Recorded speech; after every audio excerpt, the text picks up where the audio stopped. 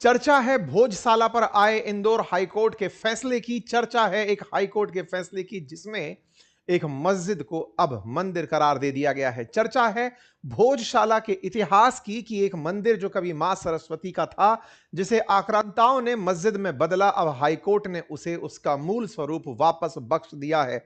मध्य प्रदेश उच्च न्यायालय की खंडपीठ इंदौर के द्वारा दिए गए इस फैसले की आज हर तरफ चर्चा है। इसीलिए आज के सेशन में हम इस इतिहास को समझेंगे कि असल में भोजशाला का मंदिर प्रमाण क्या है, मस्जिद प्रमाण क्या है, एएसआई का मामला क्या है, कैसे कभी हिंदू और मुस्लिम दोनों को एएसआई ने मंगल और शुक्र के हिसाब से पूजा करने का अवसर दिया हुआ था। सारी बातें आज के सेशन में डिटेल से चर्चा करेंगे, लेकिन इतिहास से और आज तक वर्तमान स्थिति की डिस्प्यूट कहां से शुरू हुआ, सरकारों का क्या मत था, अंग्रेजों का क्या काल था, मां सरस्वती की मूर्ति ब्रिटेन में कर क्या रही है, भारत सरकार क्या कर रही है, सारी बातें आज के सेशन में डिटेल में लिए शुरू करते हैं।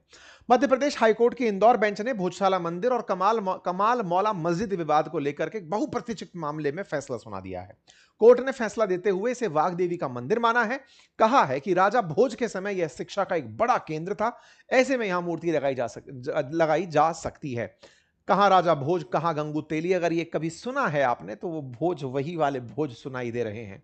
इस चर्चा में हिंदुओं को पूजा का अधिकार देते हुए कहा कि हमने पुरातात्विक और ऐतिहासिक तथ्यों का एएसआई सर्वे के रिपोर्ट पर विचार किया है और उसके बाद में हमने ये फैसला सुनाया है। खुशी के बाद हिंदू लोगों के अंदर इस तरह की खुशियां सेलिब्रेट की गई, पूजा अर्चना की गई, तमाम प्रकार की चीजें निकलकर यहां पर चलना शुरू हुई। सोशल मीडिया पर यह चर्चा जारी है। अब इसको समझें कि यह पूरा मसला क्या है। तो इस पूरे मसले में शुक्रवार को हाईकोर्ट का जो फैसला आया तो उसके अंदर एएसआई की सर्वे रिपोर्ट पर विचार करने की बात थी। एएसआई बोले तो आर्कियोलॉजिकल सर्वे ऑफ इंडिया, और उसके साथ साथ अयोध्या मामले को भी बैकिंग में यूज करते हुए इसे ऐतिहासिक और संरक्षित जगह वाली जगह मानते हुए यह फैसला सुनाया गया और कहा गया कि अदालत आर्कियोलॉजिकल सर्वे ऑफ इंडिया के 2003 के उस आदेश को रद्द करती है जिसमें शुक्रवार के दिन नमाज को और बाकी मंगलवार के दिन देवी की पूजा को, वसंत पंचमी के दिन पूजा को परमिशन दी हुई थी। हम उसे रद्द करते हैं और यह पूरी तरह से एक मंदिर है। आइए पहले इस डिस्प्यूट को समझते हैं। क्या है असल में भोजशाला, इसको समझते हैं। कभी देश के अंदर इतिहास में तक्षशिला और नालंदा की चर्चा हुआ करती थी, ऐसे ही देश के एक तरफ यानी मध्य भारत की तरफ एक शिक्षा का बड़ा केंद्र था जिस केंद्र का नाम भोजशाला था। यह एक संस्कृत विश्वविद्यालय था, मां सरस्वती को समर्पित था। यहां पर मुस्लिम पक्ष ने कमाल मौला मस्जिद स्थापित कर दी थी। कहां है ये, आइए मैं बताता हूं। यह मध्य प्रदेश का मैप है। मध्य प्रदेश के मैप में अगर आप पश्चिम की तरफ चलते हैं तो धार जिले का नाम आता है। यह धार जिले के अंदर भोजशाला का इतिहास 990 साल पुराना है। 990 साल पुराने की प्रमाण यह है कि 1034 में राजा भोज ने इसका निर्माण करवाया था। यहां वाग देवी मां की प्रतिमा स्थापित की थी। राजा भोज खुद 72 कलाओं के ज्ञाता थे, 36 तरह के खुद आयुध विज्ञान जानते थे। 1065 तक उनका कार्यकाल रहा। उन्होंने कई मंदिर, घाट, तालाब, विद्यालयों का निर्माण करवाया और राजा भोज यहां पर विद्वानों को न केवल जगह देते थे, उनको संरक्षण देते थे और साथ ही साथ यहां पर उनको शिक्षा के लिए जगह भी उपलब्ध करवाया करते थे। जैन समाज भी यहां पर अभय देव जी के सूरी पद प्राप्त किया था और काशी के पंडित भाव प्रस्पति ने शैव संप्रदाय के सिद्धांतों का अध्ययन और प्रतिपादन यहीं पर किया था। ठीक है साहब। 271 साल तक भोजशाला जो है वो ज्ञान का केंद्र बना रहा। भोज राजा भोज की तरफ इशारा करता है और शाला यहां पर ज्ञान के केंद्र की तरफ, यानी भोज के द्वारा बनाया गया एक केंद्र जिसे भोजशाला के नाम से जाना गया। ठीक है साहब। एक तरह से नालंदा और तक्षशिला की तरह यह एक आवासीय संस्कृत विश्वविद्यालय था जिसके ऊपर सैकड़ों अलंकृत लाल स्तंभ हैं, यानी कि कई ऐसे पिलर्स हैं जिन्हें देख करके आप अंदाजा लगा सकते हैं कि ये किस समय पर किस कालखंड में बनाए गए हैं। माघ, बाण भट्ट, कालिदास, भवभूति, भास्कर भट्ट, धनपाल, ये सब लोग यहां से निकलकर प्रसिद्ध विद्वान यहां से बनकर निकले हैं। अगर आप तस्वीरें देखें तो ये कुछ इस प्रकार से दिखाई पड़ता है। ये मां सरस्वती की मूर्ति है जिसे अंग्रेजों ने खुदवाकर अपने साथ ले जाने का निर्णय लिया था 1875 में, जब इसकी खुदाई हुई थी तब। सवाल है, जब इतना अच्छा इतिहास है, राजा भोज के द्वारा बनाया गया मंदिर है, तो फिर हुआ क्या? हुआ यह कि अलाउद्दीन खिलजी का भारत में आक्रमण हुआ। मालवा के शासकों पर अलाउद्दीन खिलजी का जब अटैक हुआ तो भोजशाला को नुकसान पहुंचाने का इतिहास मिलता है कि महमूद शाह खिलजी के द्वारा भी 1514 में इस परिसर को मस्जिद में बदलने का प्रयास किया गया। इसी बीच में एक कमाल मौला नाम के मौलाना हुए जो कि सूफी परंपरा से जुड़े हुए थे और ये मतलब चिश्ती जो हैं उनके हजरत मौलाना कमालुद्दीन चिश्ती के नाम से इनका पूरा नाम हुआ करता था। ये निजामुद्दीन औलिया जो हैं उनके शिष्य हुआ करते थे और ये सूफिज्म के लिए वहां गए थे और ये मुगलों के जासूस समझे जाते थे। लेकिन इन्होंने सूफिज्म के माध्यम से वहां पहुंच करके उस जगह को अपना स्थान मस्जिद को बनाना शुरू किया, जिसके चलते इसके जस्ट बाहर एक किनारे पर मस्जिद का निर्माण हुआ। यानी कि यदि आप कमाल ये वाग्देवी मंदिर का पूरा गर्भगृह और पूरा भोजशाला मंदिर देखें तो उसके जस्ट बाहर दरगाह और इधर मस्जिद बनी हुई है। ये मतलब पूरा की पूरा जो एंट्रेंस है उसके एक तरफ दरगाह और एक तरफ मस्जिद का निर्माण हुआ। ब्रिटिशर्स आए तो 1875 में इस मंदिर की खुदाई की गई तो यहां से देवी की मूर्ति बाहर निकली। उस देवी की मूर्ति को यहां से ले जाया गया जो ब्रिटिश म्यूजियम के अंदर आज भी रखी हुई है और 1902 में इसे पहली बार भोजशाला के नाम से रिकॉर्ड कर लिया गया। यह वो तस्वीर है जो हाल ही में मीडिया में चर्चित हो रही है, जो म्यूजियम के अंदर रखी हुई बताई गई है।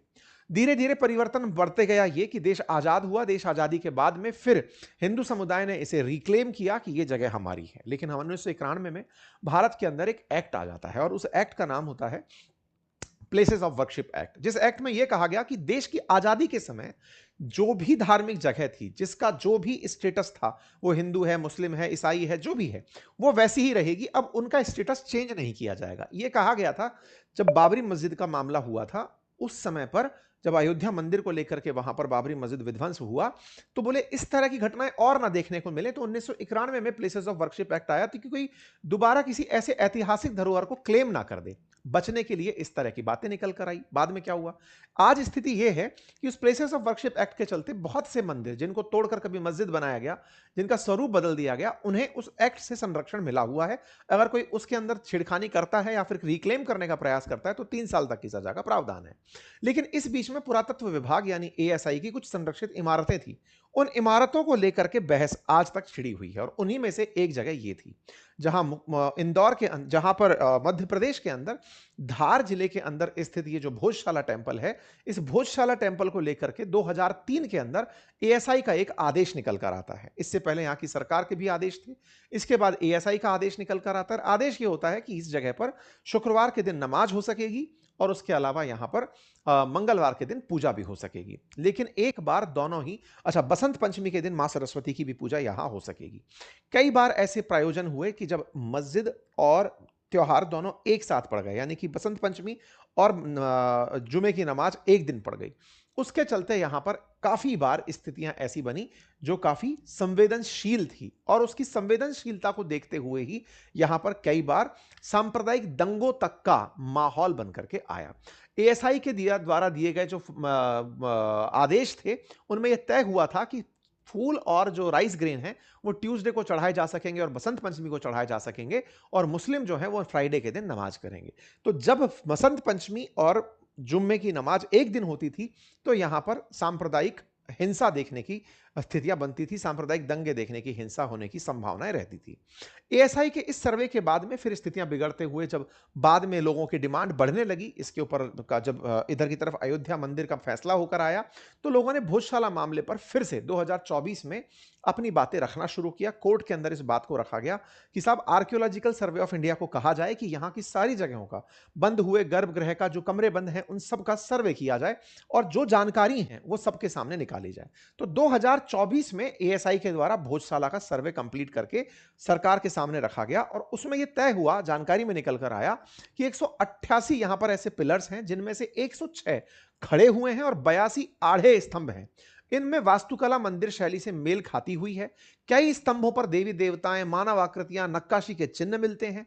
ओम सरस्वते नमः लिखे हुए यहां पर स्तंभ अंकित हैं। इस तरह की यहां पर संरचनाएं निकल कर आई। यह है आपके सामने। एएसआई ने जब भोजशाला की खुदाई की थी तो फर्श पर जब काम हुआ था तो कुछ इस तरह के हिंदू देवी देवताओं से बने हुए यहां पर मंदिर के प्रमाण मिले थे। हिंदू देवी देवताओं की मूर्ति मिली थी। मुख्य गुंबद के अंदर अष्टदल कमल यहां पर मिला था और पत्थरों पर नक्काशी पाली में होकर के ओम नमः शिवाय लिखा हुआ मिला था। भोजशाला के अंदर कुछ इस तरह से ओम सरस्वते नमः लिखा हुआ मिला था। गर्भगृह के अंदर परमार वंश का राज चिन्ह मिला था। काल सर्प यंत्र मिला था। इस तरह के विभिन्न देवी देवताओं के शंख चक्र मिले थे और हवन कुंड का यहां पर पूरी तरह भोजशाला के कार्यालय के अंदर मिला था। भोजशाला का जो स्तंभ है उसमें हिंदू भगवान की नष्ट हुई मूर्ति मिली थी और यहां पर कमरे का जो गेट था उसके दोनों तरफ द्वारपाल के रूप में देवी देवताओं की मूर्तियां मिली थी। इस तरह की जब सीताराम लिखी हुई भी एएसआई को संरक्षित भाषा में पाली भाषा के अंदर सामग्री मिली थी। ये जो फैक्ट रिपोर्ट थी यही कोर्ट के सामने रखी गई। कोर्ट फरवरी 2026 से इस मामले पर सुनवाई कर रहा है। दोनों पक्षों को अपनी अपनी बातें रखने का मौका दिया जा रहा है और इसी का फैसला फिलहाल शुक्रवार को निकल कर आया कि यह मस्जिद नहीं मंदिर है। इसमें एक पॉइंट निकल कर यह आया कि दोनों पक्षकार, जो मुस्लिम पक्षकार है और एक और पक्षकार यहां पर जुड़ गए, वो जैन समुदाय के लोग हैं। उनका मानना है कि ये जैन देवी से जुड़ा हुआ मंदिर है। अब दोनों पक्षकार इस मामले को लेकर सुप्रीम कोर्ट जाएंगे और हिंदुओं ने सुप्रीम कोर्ट में अपनी तरफ से पहले ही कैविएट दायर कर दी है कि कोई भी आप फैसला दें उससे पहले हमें अवश्य सुने। तो भोजशाला में सरस्वती मंदिर और संस्कृत शिक्षा केंद्र के साक्ष्य पाए गए हैं।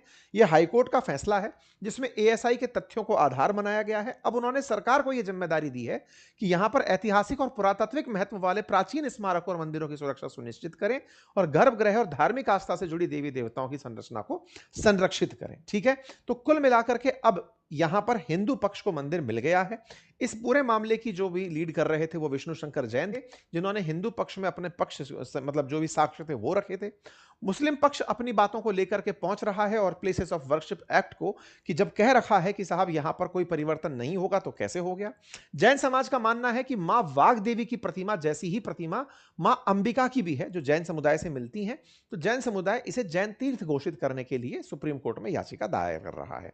तो अब इस मामले की पूरी सुनवाई आगे चल के सुप्रीम कोर्ट में होगी। फिलहाल के लिए हाईकोर्ट ने अपने स्तर पर इस बात का फैसला सुना दिया है। ठीक है साहब, तो कुल मिलाकर मध्य प्रदेश सरकार के द्वारा इसका स्वागत हो गया है, बीजेपी के कई नेताओं द्वारा स्वागत हो गया है और ओवैसी जी ने इस बात पर कहा है कि जब पहले से हमारे देश में प्लेसेस ऑफ वर्शिप एक्ट है तो यह कैसे हुआ, एएसआई के कानून का कैसे यहां पर उल्लंघन हुआ, आपने उनकी सारी बातें यहां पर रखी हैं। कुल मिलाकर प्लेसेस ऑफ वर्शिप एक्ट अब और ज्यादा सुर्खियों में आएगा। क्यों? क्योंकि लोगों को लगता है कि किसी ना किसी प्रकार से सरकार ने 1991 में ऐसी मंदिरों को जिन्हें मस्जिद में कन्वर्ट कर दिया गया था, जिनके प्रतीकों को बदल दिया गया था, उन्हें लेकर लोग और जागरूक होंगे और सरकार से हो सकता है कि यह रिक्वेस्ट हो कि इस एक्ट को ही बदल दिया जाए। सरकार इस एक्ट को बदल सकती है क्योंकि खुद सरकार के द्वारा 1991 में बना था। अगर यह एक्ट बदल दिया जाएगा तो देश के अंदर बहुत से मंदिरों को इसी तरह से ऐतिहासिक प्रमाणों के साथ, एएसआई के सर्वे के साथ रिक्लेम किया जा सकेगा।